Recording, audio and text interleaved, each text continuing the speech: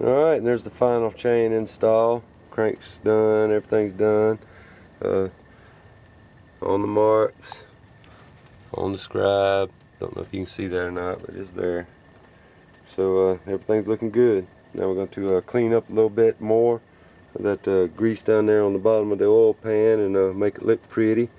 Clean up everything really good and get ready to all our matting surfaces. We'll remove this intake out the way. It's just resting in the hole. Remember that. We're going to clean up everything in there, clean up the bottom, clean up the thing, get ready for our new gaskets, clean up all these surfaces here for our new gaskets, get ready to put our valve covers back on. I'm going to show you all the trick I use to get all this dirt off of this ridge without dropping it down into the head.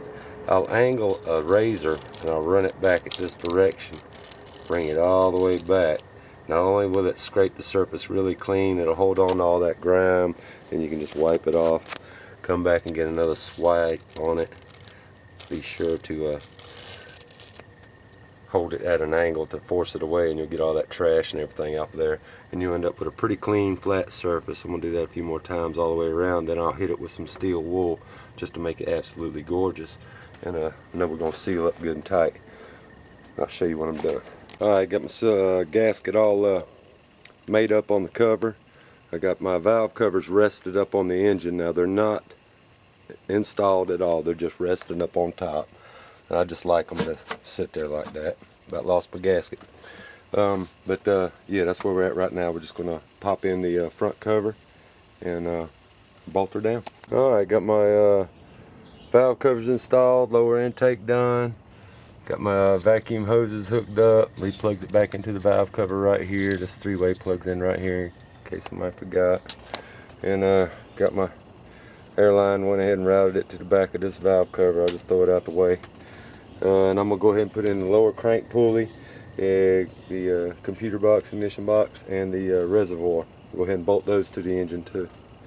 So that's what I'm going to do now. Alright, got on the alternator bracket, the tensioner, the module. And now we're going to jump over here and put on the power steering pump and the reservoir. We'll do the pump first. There you go, all installed. Now I'm going to move on to the belts. I'm going to go ahead and put the belts on.